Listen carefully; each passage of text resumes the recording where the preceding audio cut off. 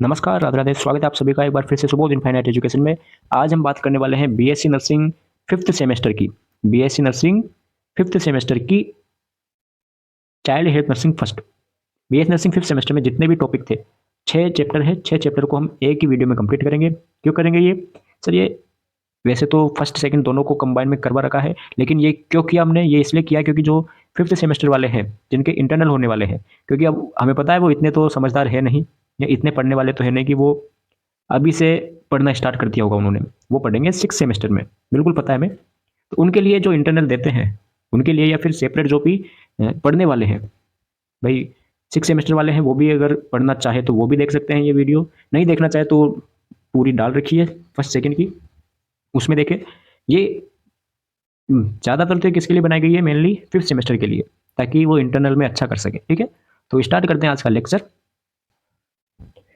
सबसे पहले आपके पास सब्जेक्ट का नाम आता है पीडियाट्रिक्स। तो पीडियाट्रिक्स होती क्या है सर? पीडियाट्रिक जिसमें हम बच्चों का इलाज करते हैं। कौन से बच्चे? 0 से लेकर 18 साल तक के बच्चों का इलाज करते हैं। पहली चीज हमने देख ली। चलो डेफिनेशन की बात करते हैं। पहले पीडियाट्रिक शब्द के बारे में हम बात करते हैं। तो paediatrics comes from Greek word. Paediatric कहां से लिया गया है? पीडियाट्रिक लिया गया है ग्रीक वर्ड से, जिसमें पीडिया का मतलब होता है चाइल्ड एंड इट्री के मतलब होता है ट्रीटमेंट, मतलब कि जहां पर बच्चों का क्या करे? ट्रीटमेंट करे। तो हम अगर डेफिनेशन की बात करें तो डेफिनेशन में क्या आएगा? Paediatric is the branch of medicine. Paediatric क्या है? किसी ब्रांच ऑफ मेडिसिन से, मेडिसिन की एक ऐसी ब्रांच है जिसमें हम health, growth, development and disease of infant, children and adult, ठीक है, ठीक है, इनकी हम बात करते हैं। अब मैंने आपको पहले बता दिया कि 0 से लेकर के 18 साल तक के बच्चों का। ओके, तो इन्फेंट हो गया, चिल्ड्रन हो गए और एडल्ट हो गया। इनको हमने अलग अलग एज ग्रुप को हमने नाम दे दिया। ओके, बात समझ में आ गई। तो ओवरऑल बात करते हैं कि पीडियाट्रिक होती क्या है। कि पीडियाट्रिक एक ऐसी ब्रांच है मेडिसिन की जिसमें हम अडल्ट इन्फेंट चिल्ड्रन के हेल्थ के, ग्रोथ के, डेवलपमेंट के और डिजीज की बारे में हम स्टडी करते हैं। ओके, यहां तक कोई प्रॉब्लम? आगे चले। अब हम एक एक एज ग्रुप को अलग अलग क्लासिफाई कर लेते हैं। मतलब कि 28 दिन के बच्चे को क्या बोलते हैं, 1 साल के बच्चे को क्या बोलते हैं, है ना? इसे हम इसको नाम दे देते हैं। तो फर्स्ट आता है न्यूबॉर्न, जिसे न्यूनेट भी बोल सकते हैं। 28 दिन तक के, बर्थ से लेकर के 28 दिन तक का जो बच्चा होता है, ठीक है, 0 से लेकर 28 दिन के जो बच्चा होता है, जो बेबी होता है, उसको नाम देते हैं न्यूबॉर्न या नियोनेट। अब इसकी भी 2 कैटेगरी हो सकती है। एक तो हो गया अर्ली नियोनेट, एक हो गया लेट नियोनेट। अर्ली नियोनेट जो कि 7 दिन तक के, 0 से लेकर 7 दिन तक का जो बच्चा होता है उसको अर्ली नियोनेट बोलेंगे। और 7 से 28 तक, ठीक है, 7 से फिर 8 से 28 दिन तक के जो बच्चा है उसको हम क्या बोलेंगे? लेट नियोनेट बोलेंगे। Okay sir. फिर 28 दिन तक की बात हो गई। 28 दिन से आगे 1 महीने से लेकर के 1 साल तक के बच्चे को हम बोलेंगे इन्फेंट। क्या बोलेंगे? इन्फेंट बोलते हैं। 1 साल से लेकर 3 साल तक के बच्चे को क्या बोलेंगे? टोडलर बोलेंगे। कौन से ग्रुप में आता है वो आता है सर टोडलर में। टोडलर की बात हो गई। फिर टोडलर के बाद में 3 साल तक बच्चा हो गया। 3 से 6 तक, 3 ईयर टू 6 ईयर तक का जो बच्चा होता है, बेबी होता है, उसको प्री स्कूल बोलते हैं। और स्कूल एज होती है 6 से 12 साल तक की को। 6 to 12 एज ईयर है, उसको क्या बोलते हैं? स्कूल चिल्ड्रन बोलते हैं। और बाकी बच्चा क्या? 12 से लेकर 18 या 13 से 18, इसको क्या बोलेंगे? एडोलसेंट बोलेंगे। ओके, यहां तक आपको बात समझ में आ गई भाई? यही अब 18 तक हो गया। यहां तक हम किसकी बात करते हैं? पीडियाट्रिक में बात करते हैं। इससे 18 से जब बड़ा हो जाएगा वो अडल्ट में आ जाएगा। ओके, अडल्ट हेल्थ नर्सिंग में आ जाएगा वो। तो उसकी हमने पहले बात करी ली। तो 0 से लेकर के 18 साल तक के जो बच्चा है उसको हम पीडियाट्रिक्स में डील करते हैं। ओके, आगे चलते हैं वाइटल साइन। अब बच्चों में वाइटल साइन अलग होते हैं और अडल्ट में वाइटल साइन अलग होते हैं। तो जो बच्चा है, बेबी है, तो उसमें नॉर्मल वाइटल साइन की बात करते हैं अपन। उसमें क्या होता है? हार्ट रेट कितनी होती है? 120 टू 160 पर मिनट। अब सुनो, ये जैसे जैसे एज बढ़ती जाती है इनमें डिफरेंस आने लग जाता है। ठीक है, रेस्पिरेटरी रेट हो गई 30 to 60 beat per minute, breath per minute. Temperature हो गया 36.5 to 37.5 degree Celsius. And blood pressure is 60/40 to 80/50 mmHg। ये हमने बात कर ली नॉर्मल वाइटल साइन के बारे में। अडल्ट में अलग होते हैं। जैसे जैसे एज बढ़ती जाती है वाइटल साइन में डिफरेंट आता जाता है। अगर आपसे नॉर्मल बच्चे का वाइटल साइन पूछे तो आपको ये लिख के आना है। फिर आता है बर्थ टाइम। बर्थ टाइम मतलब कि टर्म बेबी कौन सा होता है, प्री टर्म कौन सा होता है, पोस्ट टर्म कौन सा होता है, उन सब के बारे में हम बात करते हैं। तो टर्म बेबी है, टर्म बेबी को ये एक नॉर्मल क्या होता है? टाइमिंग होता है। बर्थ टाइम नॉर्मल होता है 37 टू 42 वीक। भाई कोई आइडियल आपसे पूछे, बच्चे का आइडियल टाइम पूछे या बर्थ टाइम पूछे टर्म बेबी का, तो वो होता है 37 से 42 वीक। ठीक है, हाँ वो आपके 9 महीने हो गए। ठीक है, लेकिन अगर 37 से कम हो, 37 वीक से कम हो तो उसको हम प्री टर्म में बोल देंगे, और अगर 42 से ज्यादा का हो, 42 वीक से ज्यादा वीक का हो बच्चा, तो उसको हम पोस्ट टर्म बोल देंगे।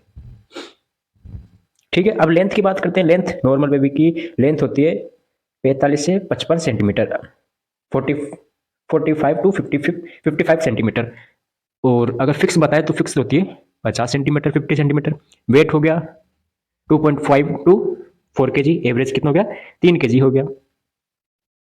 हेड सर्कमफ्रेंस कितनी होती है 33 centimetre to 35 centimetre. Chest circumference कितनी होती है, तो चेस्ट सर्कमफ्रेंस ये होती है। ठीक है, न्यू बॉर्न की बात चल रही है अभी। और एमयूएसी हो गया, एमयूएसी कितना हो गया 10 से लेकर 11 सेंटीमीटर का इसका एमयूएसी होता है नॉर्मल। अब सुनो, एमयूएसी क्या होता है, मिड अपर आर्म सर्कमफ्रेंस। अब जो इन दोनों की बात करते हैं अपन, हेड की और चेस्ट की, तो देखो आपको दोनों में डिफरेंस दिख रहा है कि पहले क्या है, चेस्ट, हेड क्या है, हेड ज्यादा है, हेड सर्कमफ्रेंस ज्यादा है, चेस्ट सर्कमफ्रेंस कम है कंपेयर हेड के। तो एक साल में, एक साल जब 1 साल का हो जाता है बच्चा, 1 ईयर में, दोनों क्या हो जाती है, इक्वल हो जाती है। ठीक है, head circumference and chest circumference is equal, head circumference and chest circumference is equal, कब 1 ईयर। ओके, आगे चलते हैं sir, national programme related to child health and welfare. अब चाइल्ड के लिए चाइल्ड हेल्थ एंड वेलफेयर के लिए कौन कौन से प्रोग्राम चलाए गए हैं, तो various national health programmes are currently in operation for improvement of child health and prevention of childhood disease. कि जो बच्चा है, चाइल्ड है, उसकी हेल्थ के लिए और उसको बीमारी से बचाने के लिए, चाइल्डहुड डिजीज से बचाने के लिए, प्रिवेंट करने के लिए बहुत सारे ऐसे प्रोग्राम्स हैं जो करंटली ऑपरेशन में, मतलब कि करंटली चल रहे हैं। कौन कौन से हो गए, फर्स्ट इज ICDS, जिसको कम्युनिटी में हमने पढ़ रखा है, integrated child development service. Second is integrated management of neonatal and children illnesses, IMNCI, जो आपका अलग यूनिट भी है। फिर आता है पल्स पोलियो इम्यूनाइजेशन प्रोग्राम, सर्व शिक्षा अभियान and RCH, reproductive child health. ठीक है, ये क्या है प्रोग्राम से। इसके अलावा मिड डे मील हो गया, सबको पता है मिड डे मील खाना मिलता है गवर्नमेंट स्कूल में। Next is a national programme for education of girl at elementary level. Okay, integrated programme for street children, कौन सा, जो गलियों में जो चिल्ड्रन है उनके लिए। Integrated programme for juvenile justice, UIP, जिसमें इम्यूनाइजेशन आता है, UIP हो गया। चाइल्ड हेल्पलाइन नंबर हो गया 1098, और NRHM हो गया। इसके साथ साथ आप और भी ऐड कर सकते हो इसमें। क्या ऐड कर सकते हैं सर हम इसमें, देखो, beside this there are other several national health programs which directly and indirectly promote child health along with others member of community। मतलब कि इसके अलावा और भी बहुत सारे ऐसे प्रोग्राम हैं जो आप डायरेक्टली और इनडायरेक्टली काम करते हैं। जैसे कि एक एग्जांपल हो गया जैसे NACP, national AIDS control programme हो गया। ठीक है, NTP हो गया। तो पूरे क्या है, हेल्थ प्रोग्राम तो है, नेशनल हेल्थ प्रोग्राम, जो हमने कम्युनिटी में पढ़ा था बहुत सारा। ठीक है, आगे चलते अपन, internationally accepted right of child. Child के कौन कौन से राइट्स है जो कि इंटरनेशनली एक्सेप्ट कर लिए गए हैं, स्वीकार कर लिए गए हैं। अब देर आर 10 राइट। ठीक है, कितने, 10 राइट है। कौन कौन से हो गया, 10 राइट में फर्स्ट राइट आता है हमारे पास, ये कुछ 10 राइट है। फर्स्ट राइट आता है right to life, survival and development. कि जो बच्चा होता है उसका सबसे पहला अधिकार है उसको जीने का। बच्चे का, चिल्ड्रन है, चाइल्ड है, उसका सबसे फर्स्ट राइट होता है राइट टू लाइफ, जीने का, जिंदगी का, एंड डेवलपमेंट का। Second is right to name, nationality and identity. Second right is उसका अधिकार है नाम का, उसकी खुद की पहचान का, उसकी नेशनलिटी का एंड आइडेंटिटी का। Third is right to family care and prenatal love. तीसरा उसको हक है, चिल्ड्रन को या चाइल्ड को, तीसरा राइट में क्या है, राइट टू फैमिली केयर। उसको पूरा हक है कि उसकी फैमिली उसको केयर दे, पेरेंटल लव करे। Right to health care and medical services, उसको पूरा हक है कि बच्चे को क्या मिले, हेल्थ केयर मिले, मेडिकल सर्विसेज मिले। राइट टू एजुकेशन, उसको पढ़ने का पूरा हक है। Right to adequate food, clothing and shelter, उसको खाने का, पहनने का और शरण का, शेल्टर का पूरा हक है, पूरा राइट है। ठीक है, ये हो गया। Right to protection from abuse and neglect. Children को या जो बच्चा है, चाइल्ड है, उसको पूरा हक है किससे बचने का, किससे बचने का, एब्यूज से, नेग्लेक्ट से। चाइल्ड एब्यूज नाम सुना है, ठीक है, उससे बचने का पूरा हक है, पूरा राइट है चिल्ड्रन को।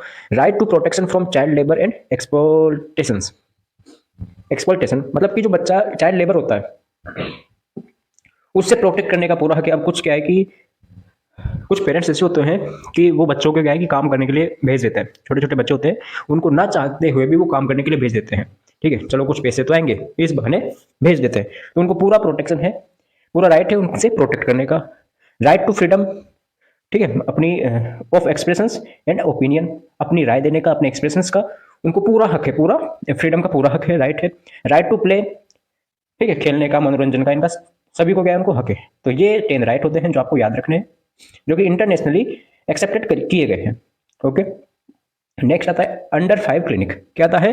Under 5 clinic. अंडर 5 क्लिनिक नाम से पता चला है अंडर 5, 5 मतलब कि 5 ईयर,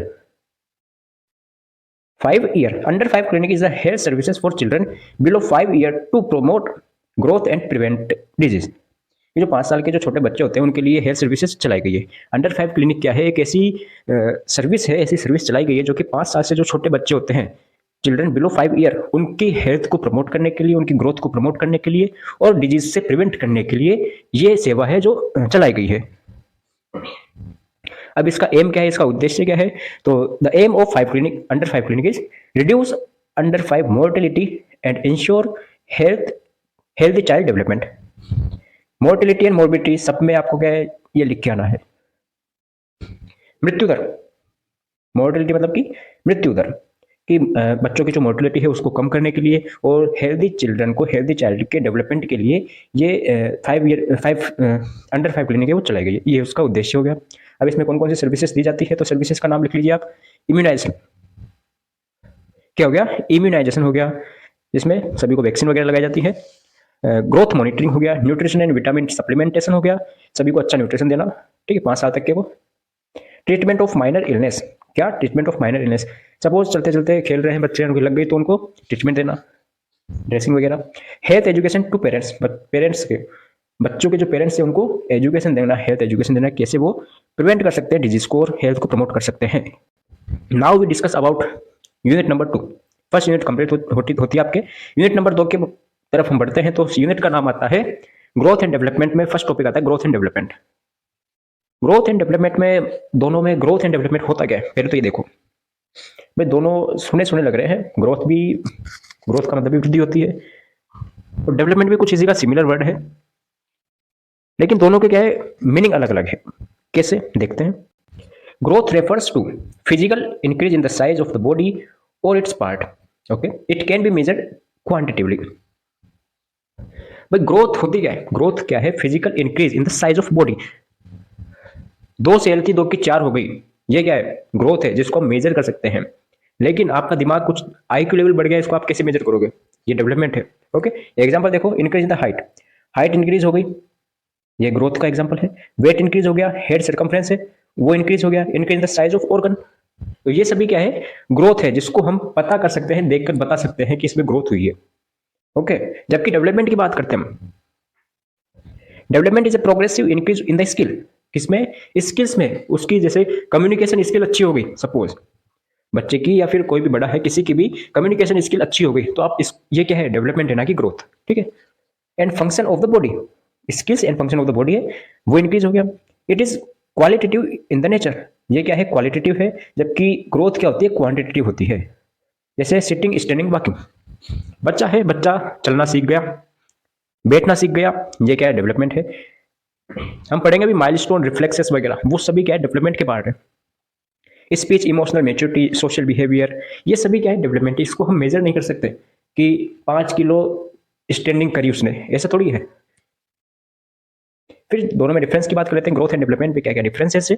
तो फर्स्ट वन इज ग्रोथ की हमने बात करी है, क्या है? क्वांटिटेटिव है, मतलब कि 2 सेल थी, 2 की 4 हो गई सेल, 4 की 8 हो गई, 50 सेंटीमीटर उसकी हाइट थी, 50 से 100 सेंटीमीटर उसकी हाइट हो गई, तो क्या है? ग्रोथ है। 2 किलो का बच्चा था, 3 किलो का हो गया, ग्रोथ है, क्वांटिटेटिव है। जबकि डेवलपमेंट क्या है? क्वालिटेटिव। क्या है? क्वालिटेटिव। पहले वो बोलने में दिक्कत आती थी, उसको सही तरीके से बोल नहीं पाता था, हक तुतलाता था, मतलब ठीक है, हकला करता था, कैसे बात कर लो, लेकिन अब वो सही तरीके से बोल सकता है। क्या है? ये डेवलपमेंट है। फिजिकल चेंजेस, ग्रोथ में फिजिकल चेंजेस आते हैं, जबकि डेवलपमेंट में हमने बात करी स्किल की एंड फंक्शंस की। ग्रोथ मेजरेबल होती है, जबकि डेवलपमेंट नॉट डायरेक्टली मेजरेबल। इसको हम डायरेक्टली मेजर नहीं कर सकते हैं, बस पता लगा सकते हैं कि कुछ ना कुछ चेंजेस हुआ है। स्टॉप आफ्टर मैच्योरिटी, ग्रोथ है मैच्योरिटी के बाद में स्टॉप हो जाती है। कैसे कैसे स्टॉप हो गई? हाइट है, हाइट कुछ टाइम बाद में मैच्योरिटी आती है, उसके बाद में रुक जाती है हाइट, ठीक है। लेकिन ये क्या है, कंटिन्यूस रहती है डेवलपमेंट। कैसे? अब जैसे बात करी हमने स्पीच के बारे में, उसकी इंप्रूवमेंट हुई है, स्किल्स स्किल्स इंप्रूवमेंट होती जाएगी, जैसे जैसे वो कुछ सीखेगा इंप्रूवमेंट होती जाएगी। ओके, डेवलपमेंट की बात कर ली, डिफरेंस देख लिया। तो principle of growth and development, क्या प्रिंसिपल्स होते हैं? There are 5 principle of the growth and development. चलो सर, तो प्रिंसिपल की बात करें तो अपन प्रिंसिपल में फर्स्ट प्रिंसिपल आता है continuous process. Growth and development क्या होती है? कंटिन्यूअस प्रोसेस होती है, हमने बात कर ली। ये नहीं कि थोड़ी देर चली फिर रुक गई, फिर चली फिर रुक गई, फिर चली फिर रुक गई, ऐसा नहीं है। कंटिन्यूअस प्रोसेस रहती है ये। Process from head to toe, इसको क्या बोलते हैं? सिफेलोकॉर्डल बोलते हैं। जैसे बच्चा जब आप ओबीजी पढ़ोगे उसमें आप देखोगे जो बेबी का वो डेवलपमेंट होता है, तो पहले हेड का होगा, उसके बाद में टॉय का होगा, ठीक है ना। पहले हेड का होगा, उसके बाद में टॉय का होगा या टेल का होगा, ठीक है। तो मतलब कि क्या है ये? सिफेलोकॉर्डल है, पहले हेड का है फिर टेल का है, ठीक है। सिफेलोकॉर्डल होगी। Processed from centre to periphery, centre to periphery, इसको बोलते हैं प्रोक्सिमो डिस्टल। प्रोक्सिमो डिस्टल मतलब कि जैसे ये बच्चा है, चलो देखो यहीं पे लिख देते हैं। जैसे ये बच्चा है, ये हो गया बच्चा, तो पहले ये डेवलपमेंट हुआ है या फिर ये वाला पार्ट डेवलपमेंट हुआ है? हाथ का पहले ये वाला पार्ट डेवलप हुआ है या फिर ये वाला डेवलप हुआ? तो आप बोलोगे सर ये तो ऑब्वियसली ये पास का जो पार्ट है ये डेवलप होगा, उसके बाद में तो ये दूर जाएगा। बिल्कुल यही बात है कि पहले सेंटर टू पेरीफेरी कैसा होता है डेवलपमेंट? प्रोक्सिमो डिस्टल, पहले पास वाला डेवलप होता है, उसके बाद में दूर वाला होता है। Unique develop, growth and development unique होता है। General to mass specific, general या मास टू स्पेसिफिक। ओके, ये प्रिंसिपल होते हैं इसके। अब इसके अंदर आप लिख के आ सकते हो कुछ भी, मतलब जो बताया वो आप अपनी लैंग्वेज में लिख के आ सकते हो अगर बड़ा क्वेश्चन आ जाता है तो। देन हम बात करते हैं रिफ्लेक्सेस के बारे में। क्या? रिफ्लेक्सेस के बारे में। तो रिफ्लेक्सेस क्या होता है? इट इज एन इनवॉलेंट्री, गौर फरमाइएगा, it is an involuntary not voluntary. क्या है? इनवॉलेंट्री होता है, हमारा कोई योगदान नहीं रहता इस पर, ठीक है। हमारा कंट्रोल नहीं रहता, मतलब that is carried out by newborn is response to any stimuli. जब भी हम कुछ स्टिमुलाई करते हैं बच्चों पर या चाइल्ड पर, न्यू बोर्न पर कुछ भी हम स्टिमुलाई करेंगे, तो इसके रेस्पॉन्स में जो भी एक्ट करेगा, इनवॉलेंट्री एक्ट करेगा, वो क्या होता है? रिफ्लेक्सेस होता है। नॉर्मल एग्जाम्पल से समझते हैं। जब हम बच्चा है, सभी ने किया होगा, छोटा बच्चा होता है, उसकी उसके हाथों पर, उसकी हथेली पर आप अपनी अंगुली रखते हो, तो बच्चा क्या है? अपनी मुट्ठी बंद कर लेता है, मतलब कि हमारी अंगुली है वो पकड़ लेता है। हम खुश होते हैं कि यार मेरी अंगुली पकड़ ली इसने, तो वो इसमें रिफ्लेक्सेस है। आपने क्या किया? आपने रेस्पॉन्स दिया, आपने स्टिमुलाई दिया any, you give any stimuli. आपने अंगुली दी, स्टिमुलाई दिया, लेकिन बच्चे ने अपनी मुट्ठी बंद करी, आपकी अंगुली पकड़ ली, तो उसने क्या किया है? इनवॉलेंटरी एक्ट किया है, उसने नहीं किया, वो ऑटोमेटिक हुआ है। क्यों? उसके अंदर रिफ्लेक्सेस पाया जाता है ये। ओके, अब रिफ्लेक्सेस को भी हमने दो टाइप में डिवाइड कर लिया है। First one is primitive reflexes and second one is protective reflexes. क्या है ये? एल नहीं है, ये आएगा टी, प्रोटेक्टिव रिफ्लेक्सेस। चलो सर, तो प्रिमिटिव की बात करते हैं पहले। प्रेजेंट एट बर्थ, बर्थ के टाइम पर प्रेजेंट रहता है ये, बिल्कुल। प्रोटेक्टिव भी प्रेजेंट रहेगा बर्थ के टाइम पर।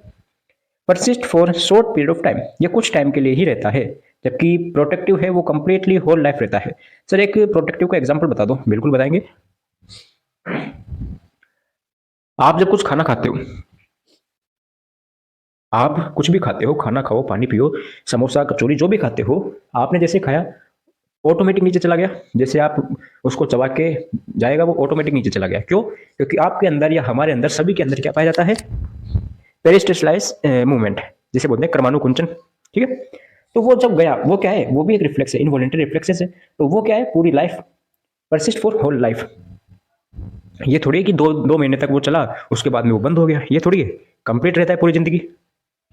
Disappear at particular period, primitive है वो कुछ टाइम बाद में डिसअपियर हो जाता है, जबकि प्रोटेक्टिव नेवर डिसअपियर, कभी भी डिसअपियर नहीं होता है, नेवर रीअपियर। और प्रिमिटिव है वो वापस से नहीं आता।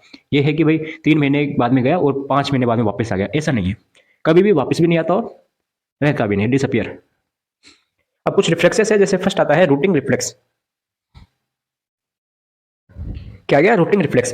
अब ये तो आपने दिया स्टिमुलाई, ये उसने रेस्पॉन्स किया और ये हो गया कितने टाइम तक रहा, रिजोल्व कब हुआ। फर्स्ट आता है रूटिंग रिफ्लेक्स में चीक टच। जब उसके गालों पर हम टच करेंगे, छोटा बच्चा होता है उसके गालों पे टच करते हैं अपन, जैसे टच करेंगे उसके गालों पर, जिस साइड भी आप टच करोगे उस साइड वो अपना हेड टर्न कर लेगा। अगर आपने, जैसे बच्चा है, ठीक है, ये बच्चा है, इसके राइट साइड में आपने टच किया, ये ब्लू साइड जैसे टच कर रहे हो, तो वो अपना सिर है वो इधर की साइड घुमा लेगा और अपना जो मुंह है वो ओपन कर लेगा।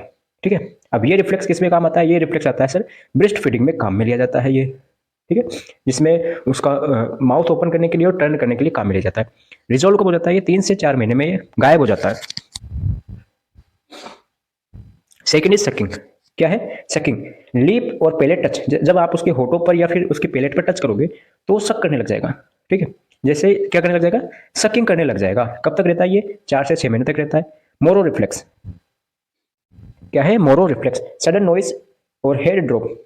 अब थोड़े दिन में एक वीडियो बताऊंगा मैं आपको शॉर्ट में, उसमें आपको पता चल जाएगा कौन सा मोरो रिफ्लेक्स होता है। इसी वीडियो की लिंक में डाल दूंगा, कमेंट में पिन कर दूंगा वो वीडियो, है ना। तो वो क्या होता है, जैसे आप बच्चे को सडन नॉइज, बच्चा बैठा है चुपचाप, आप उसके पास गए, जोर से आपने चिल्लाया उसके पास, ठीक है, जोर से चिल्लाया, या फिर उसका जो हेड है वो ड्रॉप किया, एकदम से पकड़े हो आप और उसको एकदम से नीचे किया, यानी हाथ हटा लिया, हाथ नहीं हटाना, मतलब उसको पकड़े पकड़े आप एकदम से नीचे ले गए, तो वो क्या करेगा, आर्म एबडक्ट करेगा, ठीक है, और क्राई करेगा, मतलब कि हाथों को हिलाएगा और क्राई करेगा। कब तक हो जाएगा ये, 4 से 6 महीने में ये भी गायब हो जाता है।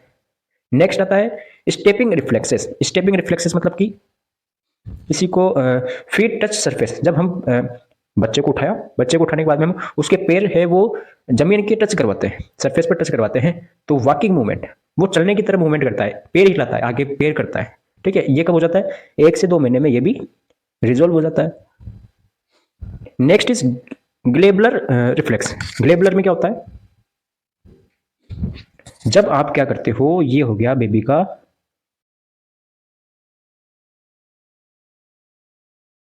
ठीक है, ये हो गया बेबी सपोज, हाँ, तो अब आपने क्या किया, जब उसके ग्लेबुला पार्ट पर कोई भी स्टिमुलेट दिया, ग्लेबुला पार्ट क्या होता है, ये दोनों आंखें के ऊपर होता है जहाँ पे आप टीकी लगाते हो, तिलक लगाते हो, ठीक है, ये वाला पार्ट, तो यहाँ पे आप जैसे उसके टच करोगे, स्टिमुलेट दोगे, तो वो अपनी आंखें क्या करेगा, ब्लिंकिंग करेगा, आंखें वो बंद कर लेगा।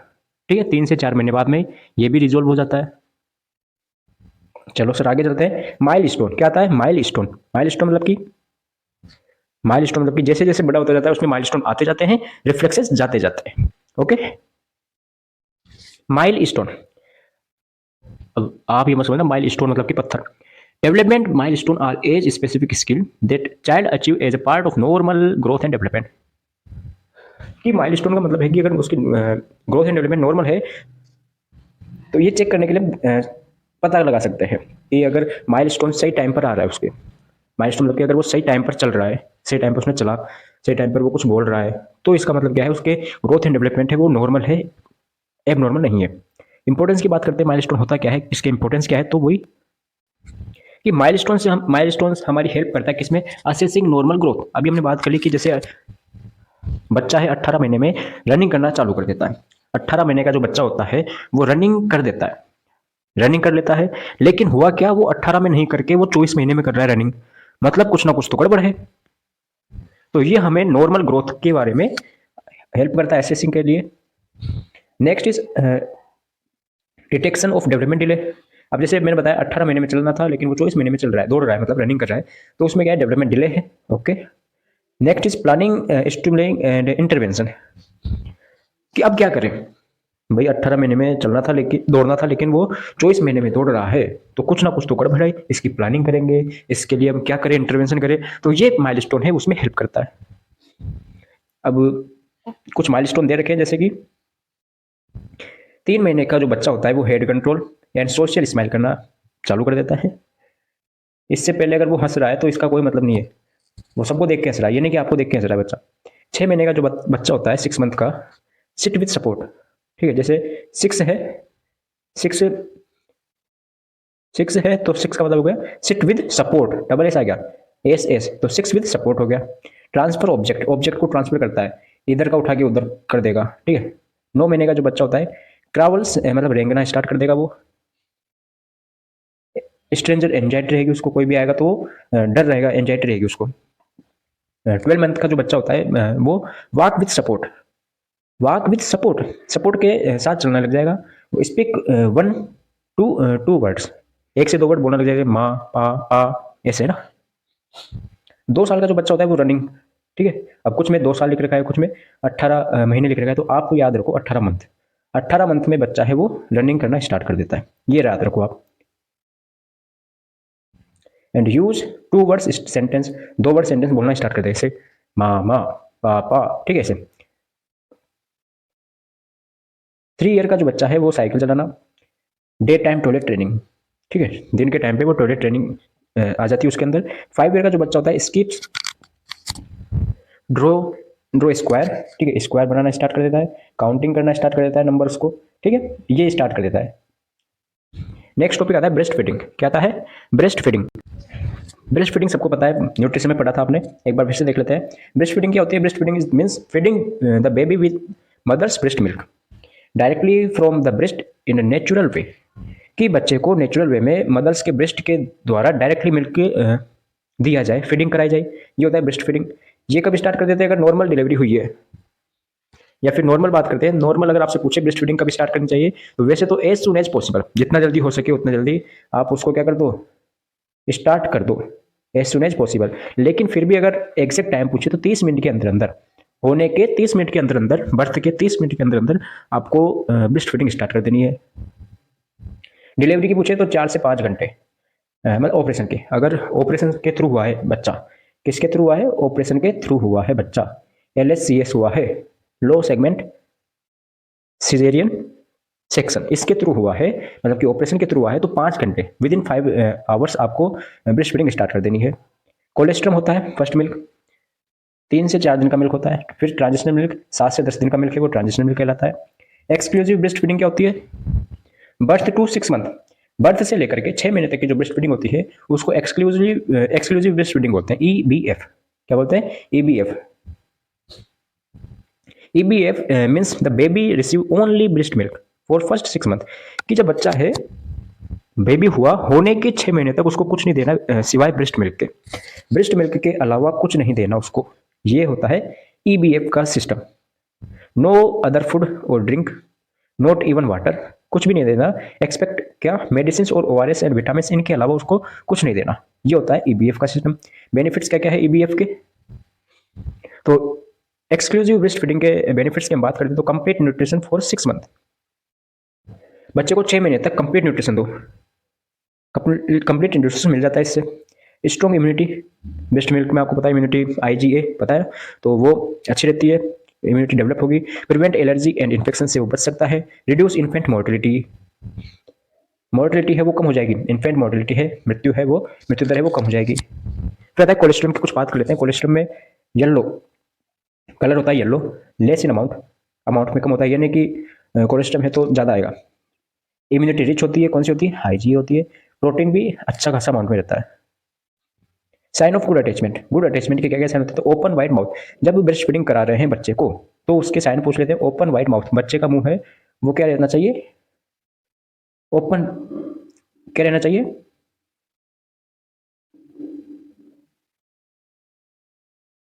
वाइड रहना चाहिए, ठीक है, जैसे मुंह है बच्चे का, ये आंखें हो गई जैसे, तो उसका मुंह है वो वाइड रहना चाहिए, ठीक है, डायग्राम को जैसा बनाया है तो वो कहना चाहिए वाइड रहना चाहिए, ओपन रहना चाहिए।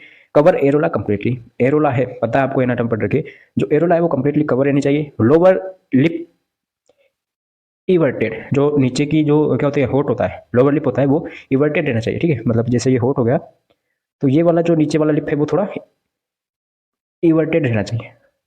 चिन, उसकी जो बच्चे की चिन है वो टच रहनी चाहिए ब्रेस्ट के साथ, ओके, ये साइन पूछ सकता है आपको। नेक्स्ट आता है एपगार स्कोर, नेक्स्ट यूनिट की बात कर रहे हैं अपन, क्या आता है? एपगार स्कोर, इंपॉर्टेंट है, बड़ा अच्छा टॉपिक है एपगार स्कोर। एपगार स्कोर में क्या करते हैं कि जब बच्चा होता है, जब बेबी का क्या होता है, बर्थ होता है, तो बर्थ होने के 1 से 5 मिनट के अंदर अंदर आप हमको ये मेजरमेंट है या फिर इसको असेस करना पड़ता है, असेसमेंट करना पड़ता है, ठीक है, क्या करना पड़ता है? असेसमेंट करना पड़ता है। The Apgar score is a quickly, देखो क्या लिख रखा है, the Apgar score is quick assessment of newborn condition in 1 to 5 minutes after birth to evaluate the need of resuscitation. क्यों करना पड़ता है ये कि भाई हमें जो बच्चा हुआ है इसको रिससिटेशन की नीड है या नहीं है, रिससिटेशन को पता करने के लिए हमें अपगा स्कोर है वो करना पड़ता है। अब नियोनेटल रिससिटेशन आपको पता है, नहीं पता तो वापस पढ़ेंगे। ओके, तो अपगार स्कोर में होता क्या है कि the Apgar score evaluate 5 parameters, कितने 5 पैरामीटर्स में दिए गए हैं, अभी हम आगे डायग्राम में बताएंगे आपको। इच स्कोर आर 0, 1 और 2। ठीक है, चलो देखते हैं। ये होता है हमारे पास अपगार स्कोर। पहले तो फुल फॉर्म होती है अपगार की, A for activities, P for pulse, G for grimace, जिसे हम क्या बोलते हैं, रिफ्लेक्स बोलते हैं, जो भी हमने रिफ्लेक्स पढ़ा है वो। ठीक है, ए मीन्स अपीयरेंस, यानी जिसमें हम कलर देखते हैं स्किन का, एंड आर मीन्स रेस्पिरेशन। ठीक है, ये आपको पहली बात तो फुल फॉर्म याद होनी चाहिए। ओके, अब इसमें हमें 0, 1, 2 ऐसे हमें पॉइंट देने रहते हैं, उसके अकॉर्डिंग हम इसको अपगार को असेसमेंट करते हैं। तो 0 पॉइंट पे आता है एक्टिविटीज, अगर एब्सेंट है तो उसको हम 0 पॉइंट देंगे।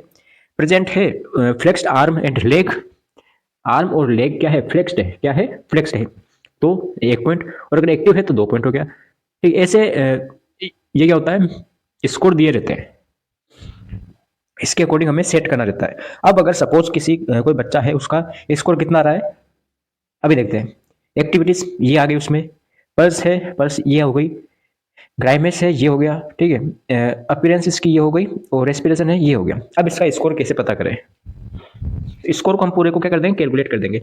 1 प्लस इसमें क्या आ गया, 2 आ गया, प्लस फिर क्या आ गया 0, प्लस फिर क्या हो गया 1 हो गया, प्लस 2 हो गया, सभी का टोटल कर लो कितना हो गया, ठीक है 6 हो गया। तो जब ये एपगार स्कोर कितना 6 हो गया, 10 में से 6, 10 में से इसको 6 नंबर मिल गए, सपोज 6 हो गया, तो 6 में 6 हो गया। तो अब इसको किस कैटेगरी में रखें, तो किस कैटेगरी में रखेंगे,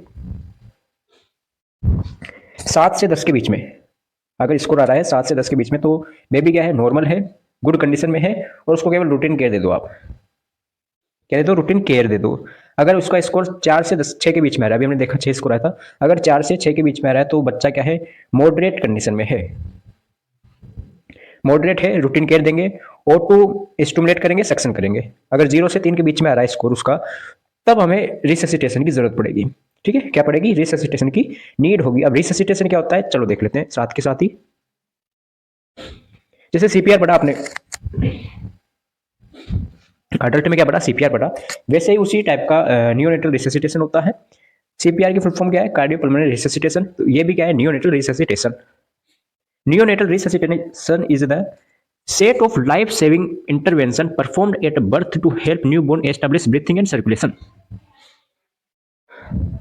जो न्यूबॉर्न होता है, न्यूबॉर्न होता है उसकी ब्रीथिंग एंड सर्कुलेशन को अच्छे तरीके से परफॉर्म करने के लिए इंटरवेंशन किया जाता है, जो कि लाइफ सेविंग इंटरवेंशन होता है। लाइफ सेविंग इंटरवेंशन होता है, इससे जिंदगी बचाई भी जा सकती है। ओके, कब दे ये भाई, इसकी जरूरत कब पड़ी हमें नियोनेटल रिससिटेशन की, बेबी नॉट ब्रीथिंग, अगर बेबी ब्रीथिंग नहीं कर रहा है। सेकंड इज हार्ट रेट 100 से कम हो उसकी, ठीक है, हार्ट रेट कितनी हो, 100 से कम हो, कितनी होती है 120 से 160 अभी हमने देखा था, लेकिन अगर उसकी कितनी आ रही है 100 से कम आ रही है तो देंगे। पुअर मसल टोन हो गया, साइनोसिस हो गया। ओके, यानी कि वही अपगार स्कोर है वो 0 to 3 के बीच में आ रहा है। अब इसके 4 स्टेप हो गए, 3-4 स्टेप हो गए। सबसे पहले क्या देखते हैं, जैसे हमने उसमें देखा था, क्या देखते हैं, एबीसी देखते हैं। रिससिटेशन में देखा था सीपीआर में क्या करते हैं अपन, एबीसी से करते हैं उसको, एयरवे सर्कुलेशन, एयरवे करते हैं, फिर ब्रीथिंग, फिर सर्कुलेशन, ये होता है उसमें। लेकिन इसमें क्या है, इसमें 2 रेड कर दो आप, एक तो temperature and second is medicine. ठीक है, temperature and medicine also included it. तो सबसे पहले हमारा काम होता है टेम्परेचर मैनेजमेंट का, टेम्परेचर रेगुलेशन का।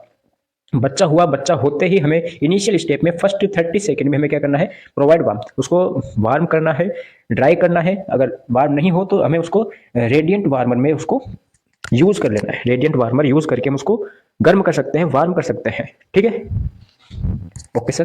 पोजीशन देनी है हमें, क्या पोजीशन देनी है हमें, स्निफिंग पोजीशन। पूछ ली स्निफिंग पोजीशन, तो स्निफिंग पोजीशन का मतलब होता है कांट हाइपर एक्सटेंडेड, ना तो उसको हाइपर एक्सटेंड करना है, ना ही हाइपर फ्लेक्स्ड करना है। ठीक है, क्लियर एयरवे, फिर उसको सक्शन करना है। क्या करना है, सक्शन करना है। सक्शन हमें कैसे करें सक्शन, तो पहले माउथ का करना है, उसके बाद में नोज का करना है। ठीक है, अगर सक्शन की पूछे कि सबसे पहले किसका सक्शन करें, तो पहले हमें माउथ का सक्शन करना है, फिर नोज का करना है। Dry baby and remove wet cloth. ठीक है, बेबी के जो भी गीले कपड़े हैं, वेट क्लॉथ है, उनको रिमूव कर दो और बेबी को ड्राई कर दो। जेंटल स्टिमुलेट, ठीक है, जेंटली स्टिमुलेशन करना है। ओके, सेकंड आता है हमारे पास ब्रीथिंग सपोर्ट।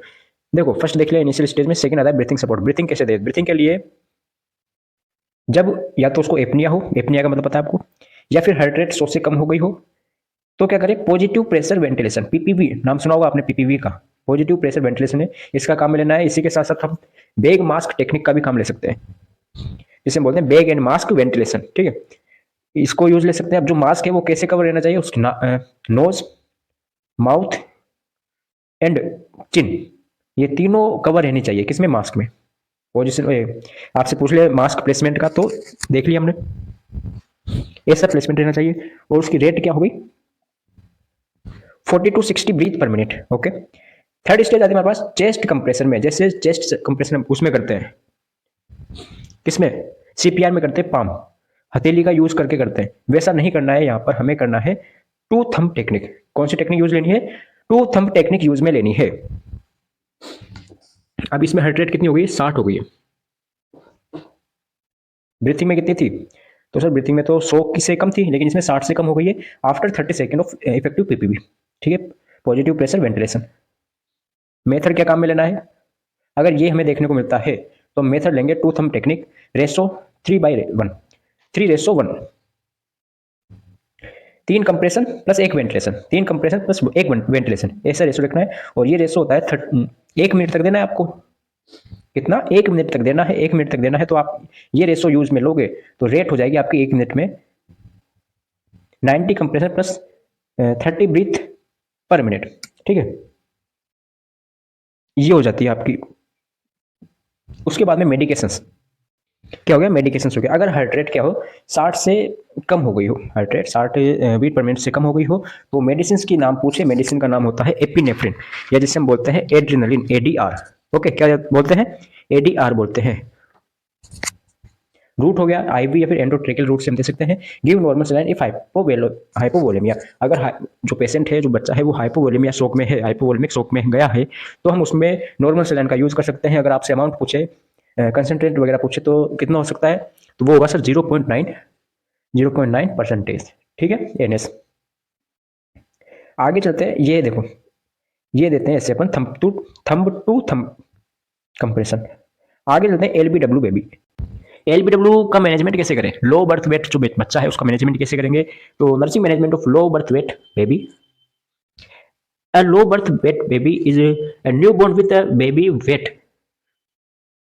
ओके, मतलब जब बेबी का 2.5 केजी से वेट क्या हो, 2.5 केजी से वेट क्या है, कम है, तो वो लो बर्थ वेट में आएगा।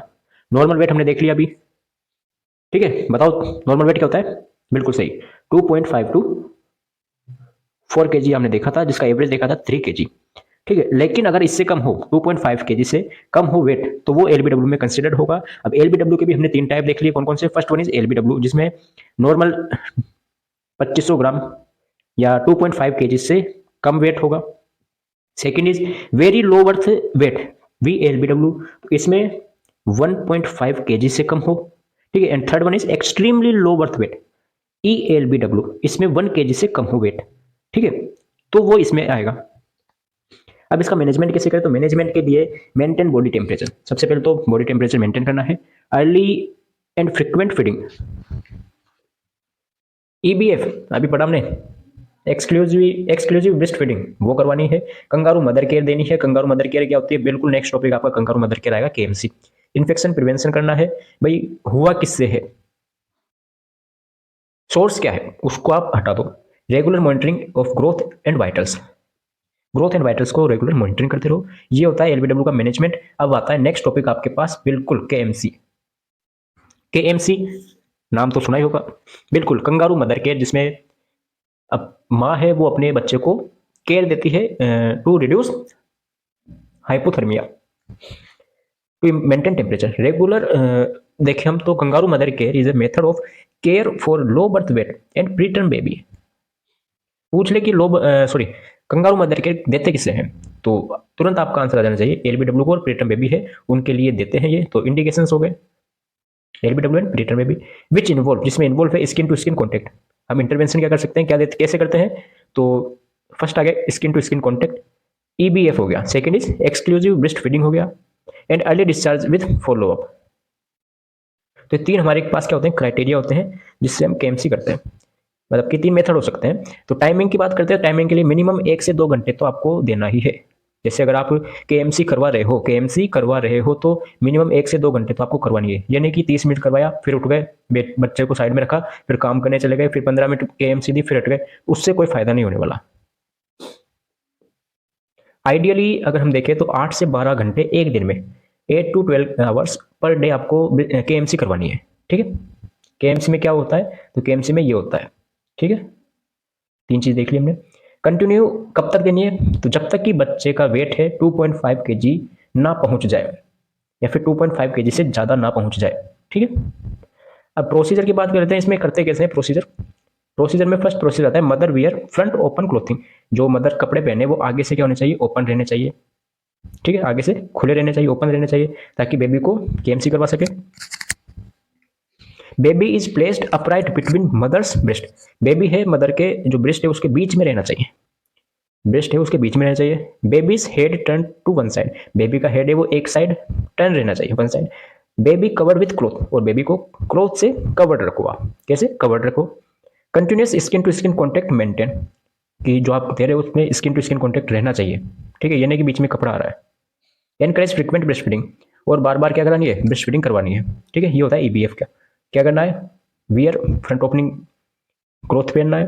ठीक है, मदर को और बेबी को ब्रेस्ट के बीच में रखना है, upright between the breast, and frequently breast feeding करानी है। अब इसमें बेनिफिट्स क्या क्या है, इसमें बच्चे को भी बेनिफिट्स है और मदर को भी बेनिफिट्स है। क्या क्या बेनिफिट्स है, तो फर्स्ट हम बेबी की बात करते हैं। बेबी को बेनिफिट्स होता है मेंटेन बॉडी टेम्परेचर, पहला तो बच्चे का बॉडी टेम्परेचर मेंटेन रहता है। Second is improve weight gain, weight gain होता है, जो कि एलबीडब्ल्यू था उसका वेट गेन हो जाएगा। रिड्यूस इन्फेक्शन, ईबीएफ करवा रहे हैं अपन, ब्रेस्ट फीडिंग करवा रहे हैं, तो इन्फेक्शन तो ऑटोमेटिक कम हो जाएगा।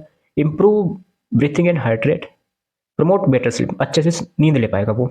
ओके, फिर आता है मदर। अब मदर को क्या क्या फायदा है, तो इनहेंस बॉन्डिंग, बेबी में और मदर में बॉन्डिंग बनी रहेगी। ठीक है, increase breast milk production, improve confidence in baby care, उसको कॉन्फिडेंस आएगा कि हाँ भाई मैं बेबी की केयर कर सकती हूँ। Reduce stress and anxiety, and also hormones improvement. Next आता है हाइपर बिलीरुबिन ईमिया, मतलब कि वही जॉइंटिस। बिल्कुल सर, हाइपर बिलीरुबिन ईमिया मतलब क्या होता है, नियोनेटल जॉइंटिस, दूसरा नाम बोल सकते हैं इसको। तो hyperbilirubinemia is a condition in which there is increased level of bilirubin, bilirubin की अमाउंट क्या हो जाए, बढ़ जाए। Blood in the blood, blood के अंदर बिलीरुबिन की अमाउंट क्या हो जाए, बढ़ जाए।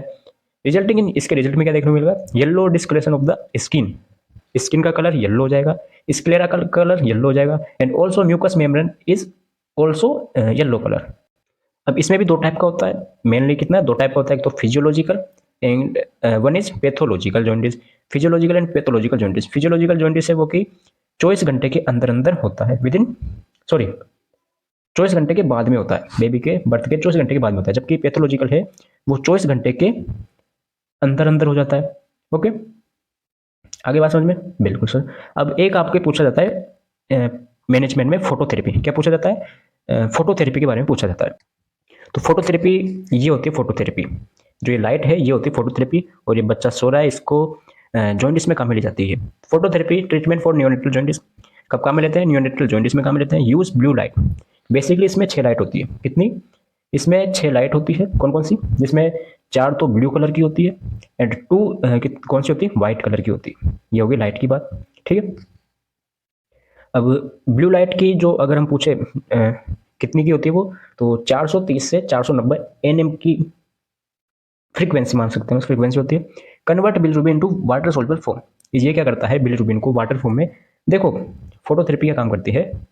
चलो बता देते हैं आपको, ये फोटोथेरेपी क्या होती है, अनकॉन्जुकेटेड, नाम सुन रखा है अनकॉन्जुकेटेड एंड कॉन्जुकेटेड बिलीरुबिन, अनकॉन्जुकेटेड को कॉन्जुकेटेड बिलीरुबिन में तोड़ देती है या चेंज कर देती है, कौन, फोटोथेरेपी।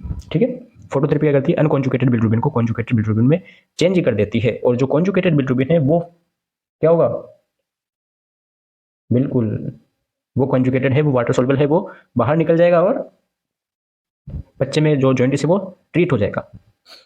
किसके थ्रू निकलेगा, तो excrete via urine and stool, urine and stool के थ्रू वो बाहर निकल जाएगा। फर्स्ट लाइन ट्रीटमेंट कौन सा होता है? फोटोथेरेपी होता है। Baby kept necked I covered, baby की हमें इसमें क्या करनी रहती है? आई को कवर्ड करना रहता है, आई को कवर करना रहता है इसमें। देखो बैंडेज लगा रखी थी, आई को कवर कर दो आई पेचेस से, प्लस इसमें जेनिटेलिया, डायपर पहना दो बच्चे को। ठीक है, क्या करना है? जेनिटेलिया भी कवर करना रहता है। ये होता है फोटोथेरेपी। फिर आता है हाइपोथर्मिया। अब आता है हाइपोथर्मिया। हाइपोथर्मिया जिसमें टेम्परेचर क्या हो जाए? नॉर्मल से कम हो जाए। तो hypothermia is a condition which body weight is below कितना? 90.5 डिग्री सेल्सियस। अगर 96.5 डिग्री सेल्सियस से क्या हो जाए? कम हो जाए। क्या हो जाए? कम टेम्परेचर। तो वो क्या होगा? हाइपोथर्मिया में होगा। हाइपोथर्मिया, हाइपो मतलब कि कम, थर्मिया मतलब कि टेम्परेचर। अब इसके भी क्लासिफिकेशन हो गए, माइल्ड, मॉडरेट, सीवियर में हमने इसको क्लासिफाई कर दिया। माइल्ड में होता है जब टेम्परेचर कितना हो? 36 से 36.4 डिग्री सेल्सियस हो, इसको कोल्ड स्ट्रेस भी बोलते हैं। Second is moderate hyperthermia, hypothermia, moderate hypothermia, जिसमें टेम्परेचर होता है 32 से 35.9, 32 to 35.9 degree Celsius. And last one is severe hypothermia, जिसमें टेम्परेचर है वो 32 डिग्री सेल्सियस से कम हो जाता है। सीवियर फॉर्म होती है हाइपोथर्मिया की, ठीक है, एंड डेंजर होती है। अब सुनो, मैनेजमेंट क्या करें? तो मैनेजमेंट के लिए हम करते हैं immediate warming of the baby. Baby को जितना जल्दी हो सके उतना जल्दी वार्म करो। कंगारू मदर केयर देंगे। यूज रेडियंट वार्मर और इंक्यूबेटर। रेडियंट वार्मर क्या होता है? तो ये होता है रेडियंट वार्मर, सभी ने देखा होगा रेडियंट वार्मर। ये अगर हॉस्पिटल ड्यूटी गए हो तो सभी ने देखा होगा। इट्स कॉल्ड रेडियंट वार्मर, जिसमें बेबी को वार्म किया जाता है। ठीक है, warm cloth and wrapping, cover कर दो बेबी को वार्म क्लॉथ से। Check temperature regularly, encourage skin to skin contact, promote early and exclusive breast feeding, अभी हमने देखा था। Educate mother about thermal care. ठीक है, ये हमें मैनेजमेंट करना रहता है किसमें? हाइपोथर्मिया में। ये रेडियंट वार्मर देख लिया आपने। नेक्स्ट आता है आपके पास IMNCI। चौथी यूनिट, फोर्थ यूनिट की तरफ हम बढ़ चुके हैं। यूनिट का नाम होता है IMNCI। ठीक है, अब IMNCI का मतलब हमने देख लिया, integrated management of neonatal child illnesses. यहाँ पर भी दे रखा है, देखो। IMNCI is the WHO and UNICEF strategy. IMNCI क्या है? WHO की और यूनिसेफ की एक स्ट्रेटेजी है। क्या होता है? जिसमें इंटीग्रेटेड मैनेजमेंट होता है किसका? कॉमन इलनेसेस का, कॉमन बीमारी का, कॉमन डिजीज का मैनेजमेंट किया जाता है। किसकी? न्यूनेट एंड चिल्ड्रन की कॉमन जो बीमारी होती है, डिजीज होती है, उनका मैनेजमेंट किया जाता है। क्यों करते हैं? To reduce morbidity and mortality. सभी में है, बच्चों की मोर्बिडिटी और मोर्टिलिटी को कम करने के लिए किया जाता है। ठीक है, ये भी वही 5 साल तक के लिए किया जाता है। अब पूछ ले आपसे कुछ डाटा, तो IMNCI ग्लोबली, ग्लोबली IMNCI, ठीक है, ये थोड़ा करेक्शन कर लेना। IMNCI, IMNCI आया था ग्लोबली, इंट्रोड्यूस इन 1995, 1995 में, और इंडिया के अंदर इंट्रोड्यूस हुआ था 2003 में, 2003 में। ठीक है, ओके सर। अब इसके ऑब्जेक्टिव क्या क्या है? IMNCI के क्या क्या ऑब्जेक्टिव्स होते हैं वो भी बता दीजिए सर। बिल्कुल, काम में क्यों लिया जाता है ये? तो फर्स्ट हमने देख लिया कि अंडर 5 ईयर, जो भी 5 साल के जो छोटे बच्चे हैं, हमने देख लिया उनकी मोर्टिलिटी एंड मोर्बिडिटी को कम करने के लिए। Second is promote early detection and treatment, जितना जल्दी हो सके उतना जल्दी कोई भी बीमारी को हम डिटेक्ट कर लेंगे और उसका ट्रीटमेंट कर लेंगे। Ensure standardize case management, improve home care practices. ठीक है, इसमें होम केयर भी दी जाती है। Strength referral services, referral service भी दी जाती है, अभी हम कलर कोड पढ़ेंगे उसमें बताऊंगा आपको। Educate care giver through counselling, जो भी केयर गिवर होता है, जो भी बच्चे को केयर देता है, चाहे मदर हो उसकी, चाहे फादर हो, चाहे कोई भी हो, गार्जियन अटेंडर वगैरह कोई भी हो, जो भी केयर दे रहा है उसको एजुकेट किया जाता है किसके थ्रू? काउंसलिंग के थ्रू। अब इसमें कौन कौन से एज ग्रुप की पूछ ले, तो इसमें 2 एज ग्रुप होता है, एक तो न्यूनेट, एक होता है चिल्ड्रन। इन दोनों के ऊपर ध्यान दिया जाता है ज़्यादा। ओके, तो वही आ गया 5 ईयर के, जो 5 ईयर से जो छोटे होते हैं उनके लिए चलाया जाता है। अब इसमें कौन कौन सी कंडीशंस को कवर किया जाता है? तो IMNCI के अंदर नियोनेट में कौन कौन सी कंडीशन होती है? नियोनेट में possible serious bacterial infection, first आता है जो बैक्टीरियल इन्फेक्शन है उनके लिए। सेकंड इज जॉन्डिस, LBW या प्रीमेच्योरिटी, फीडिंग प्रॉब्लम्स हो कोई बच्चे को, हाइपोथर्मिया हो गया, एंड बर्थ एस्फेक्सिया हो गया। ठीक है, इसका मतलब लैक ऑफ O2, पढ़ ही रखा है तुमने, O2 की कमी से। ओके सर, ये कंडीशन किस में देखी जाती है? नियोनेटल में देखी जाती है। चाइल्डहुड में कौन कौन सी कंडीशन देखी जाती है? निमोनिया हो गया, डायरिया हो गया, मलेरिया, मीजल्स, माल न्यूट्रिशन, एनीमिया, ईयर इन्फेक्शन, ये देखी जाती है किसमें? चिल्ड्रन में या चाइल्डहुड में। ओके, अब इसमें से भी अगर कोई इंपॉर्टेंट की बात करें तो इंपॉर्टेंट होता है डायरिया। डायरिया का मैनेजमेंट आप बिल्कुल पढ़ के ही जाना है आपको। ठीक है, IMNCI केस मैनेजमेंट स्टेप, अब इसमें 6 स्टेप होती है। कितनी 6 स्टेप होती है। कौन कौन सी हो गई? फर्स्ट आता है असेस द चाइल्ड। सबसे पहले बच्चा आया, उसको हमें क्या करना है? असेस करना है कि प्रॉब्लम क्या है बच्चे को, क्या है, असेस करना है सबसे पहले। फिर करना है क्लासीफाई द इलनेस, ठीक है, जो भी बीमारी है उसको क्लासीफाई करना है। मतलब कि बीमारी का पता चल गया कि भाई इस बच्चे को क्या है, सपोज डायरिया है, ठीक है, क्या पता चल गया? डायरिया है। फिर क्या करना है? Identify appropriate treatment. क्या करना है? ट्रीटमेंट का पता लगाना है कि क्या ट्रीटमेंट दें हम इसको। कोडिंग के हिसाब से हमने कैटेगरी डिवाइड कर ली, जो एक किया था सेकंड पॉइंट में। इसमें हमने कैटेगरी डिवाइड कर ली थी। अब क्या कैटेगरी थी? Red, yellow, green. अभी देखते हैं। देन हम करते हैं उसका ट्रीटमेंट, जो भी हमने आइडेंटिफाई किया था उसको हम इम्प्लीमेंट कर देते हैं, मतलब ट्रीट द चाइल्ड। फिर council the mother and care giver and provide follow up care की। अब आपको कब आना है चेक करने, ठीक है, ये होता है इसका स्टेप। अब इसमें कलर कोड की बात कर लेते हैं, तो कलर कोड में 3 कैटेगरी होती है, पिंक, येलो एंड ग्रीन। ठीक है, पिंक का मतलब होता है कि कंडीशन बहुत सीवियर है, बच्चे को क्या है, सीवियर इलनेस है। अब सीवियर इलनेस है तो हमारी इतनी वो नहीं है कि हम इसका ट्रीटमेंट कर सके, तो आप जितना जल्दी हो सके उतना जल्दी इसको रेफर कर दो, आगे रेफर कर दो, ठीक है। फिर होता है येलो कैटेगरी। येलो कैटेगरी का मतलब होता है मॉडरेट इलनेस। कोई भी बीमारी है जो हमने पढ़ा, निमोनिया, डायरिया, ठीक है, जॉइंडिस वगैरह, इसमें इसकी कंडीशन क्या है? येलो में मॉडरेट कंडीशन है, इसका हम इलाज कर सकते हैं, हमारी हेल्थ फैसिलिटी है उसके अकॉर्डिंग हम इसका ट्रीटमेंट कर सकते हैं, तो हम इसको रख लेंगे, रेफर नहीं करेंगे, ना ही घर पर भेजेंगे। फिर आता है ग्रीन में। ग्रीन का मतलब होता है माइल्ड इलनेस। ग्रीन में क्या होता है? Mild illness. इसमें होम केयर दी जाती है कि बच्चा है, बच्चे को घर पर आप ट्रीट करो, हॉस्पिटलाइज करने की कोई जरूरत नहीं है। चलो डायरिया का एग्जांपल ले लेते हैं। डायरिया है, अगर सीवियर कंडीशन है तो उसको हम पिंक कैटेगरी में डिवाइड कर देंगे, क्लासीफाई कर देंगे, और हमारी नहीं है उसको ट्रीट करने की तो हम उसको आगे रेफर कर देंगे, ठीक है। फिर अगर उसको मॉडरेट डायरिया है, मॉडरेट है तो हम उसको ट्रीटमेंट दे देंगे हॉस्पिटल में, आईवी फ्लूइड चला देंगे, या फिर जो भी हमारा ट्रीटमेंट है वो हम इसको कर देंगे, treatment at health facility. Third आता है ग्रीन कैटेगरी। अगर उसको डायरिया क्या है, नॉर्मल है, माइल्ड है, माइल्ड क्या है, डायरिया है, तो हम उसको दे देंगे ये पकड़ ओआरएस, और ये आपको पानी पीना है, और ये आपको ट्रीटमेंट देना है। मतलब कि घर पर उसकी केयर की जा सकती है। ओआरएस दे दिया, है ना, और कोई भी मेडिसिन हो गई, टेबलेट्स वगैरह, तो वो हम देके उसको घर पे केयर दे देंगे उसको, ठीक है। कलर कोड देख लिया, आईएमएनसीआई देख लिया। नेक्स्ट आता है अगली unit, unit number 5, ट्रेकियो oesophageal fistula. ट्रेकियो oesophageal fistula. अब ये होता क्या है? पहले तो आप बात करो फिस्टुला होता क्या है। भाई एक एक का शब्द का आपको अगर मतलब पता है तो आप कहीं भी अटक नहीं सकते। फिस्टुला का मतलब होता है abnormal connection in two structure. Abnormal connection in two structure. Trachea हो गई, ट्रेकिया के जस्ट पास में क्या होता है? इसोफेजियल होता है, इसोफेजियल। दोनों के बीच में क्या हो गया? फिस्टुला हो गया, दोनों कनेक्टेड हो गई। एबनॉर्मल कनेक्शन टू स्ट्रक्चर, ये हो गया फिस्टुला, ठीक है सर। अब एक इसका नाम एक और होता है, इसी में आपको एक और पूछा जाएगा, एट्रेसिया। एट्रेसिया क्या होता है? एट्रेसिया का मतलब होता है कि breakdown of continuity. Breakdown of continuity, जैसे जैसे कि ये हो गया आपके पास, क्या हो गया, चलो स्टोमक ही बना देते हैं। ये हो गया इसोफेगस, ठीक है, और ये हो गया स्टोमक। तो यहाँ पे हुआ क्या? यहाँ पे एट्रेसिया हो गया। एट्रेसिया हो गया मतलब कि ये हो गया एट्रेसिया। देखो ये जो कंटिन्यूटी थी इसके बीच की, ये क्या हो गई? ब्रेकडाउन हो गई, ये होता है एट्रेसिया। आगे बात समझ में? चलो सर पढ़ते हैं आगे। Tracheoesophageal fistula is a congenital condition. Congenital मतलब कि बाई बर्थ होती है, बर्थ हुआ तब से है, in which there is a abnormal connection between trachea and oesophagus. अभी हमने फिस्टुला का मतलब देखा था, सॉरी, फिस्टुला का मतलब देखा था कि एब्नॉर्मल कनेक्शन टू स्ट्रक्चर। अब यहाँ पे दो स्ट्रक्चर कौन कौन सी हो गई? एक तो हो गया इसोफेगस, एक हो गया ट्रेकिया, दोनों के बीच में क्या बन गया? फिस्टुला बन गया। ओके, ये होता है इसके टाइप। ये तो हमने देख लिया normal.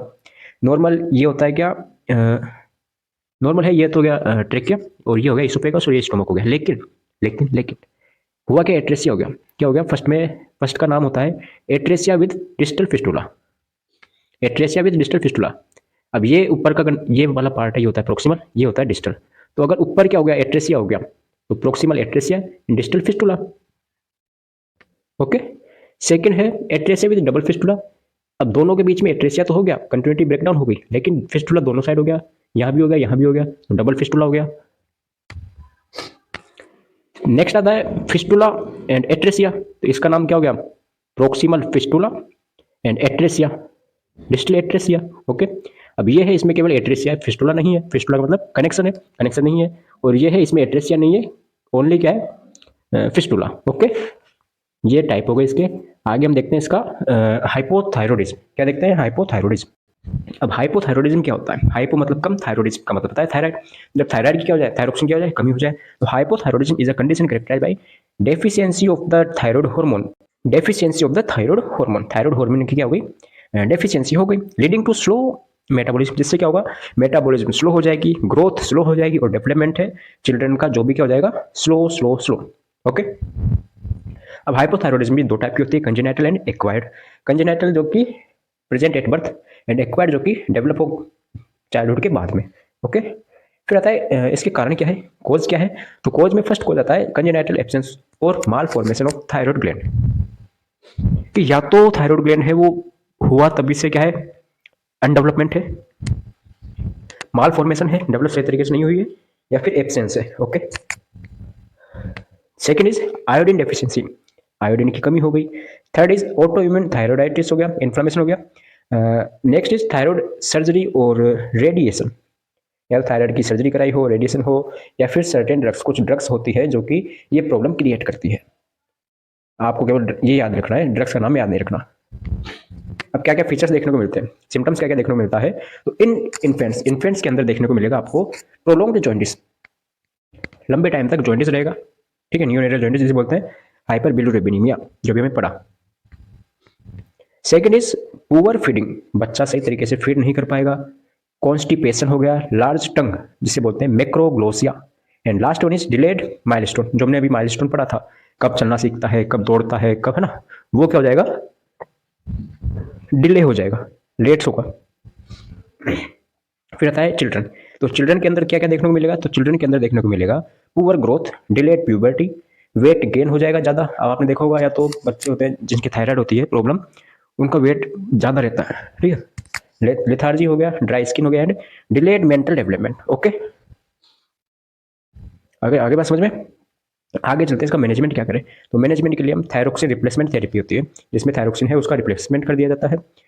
Monitor growth and development, growth और डेवलपमेंट को मॉनिटर करो, कैसे करो, माइलस्टोन वगैरह बताया आपको भी। ठीक है, regular thyroid function test, TFT, thyroid function test है वो कराएंगे। Patient education, and last one is long term follow up. ठीक है, ये हम काम कर सकते हैं, मैनेज कर सकते हैं मैनेजमेंट के लिए। फिर आता है childhood emergency, next unit, last unit, 6 unit, paediatric first की लास्ट यूनिट। तो चाइल्डहुड इमरजेंसी क्या होती है sir? Childhood emergency is are sudden life threatening condition. क्या होती है? सडन लाइफ थ्रेटनिंग कंडीशन होती है, जिसमें होता क्या है कि अकरिंग इन इन्फेंट, बच्चों, इन्फेंट में और चिल्ड्रन में देखी जाती है, that require immediate medical and nursing intervention, जिसमें जितना जल्दी हो सके उतना जल्दी आपको मेडिकल एंड जो भी नर्सिंग इंटरवेंशन है वो देना रहता है। ठीक है, इमीडिएट देना रहता है। क्यों? To prevent morbidity and mortality, mortality और मोर्बिडिटी को प्रिवेंट करने के लिए। अब रोल क्या होता है नर्स का? चाइल्डहुड इमरजेंसी में नर्स का रोल होता है कि अर्ली आइडेंटिफिकेशन ऑफ इमरजेंसी, जितना जल्दी हो सके उतना जल्दी इमरजेंसी है, कौन सी इमरजेंसी, उसको आइडेंटिफिकेशन करना।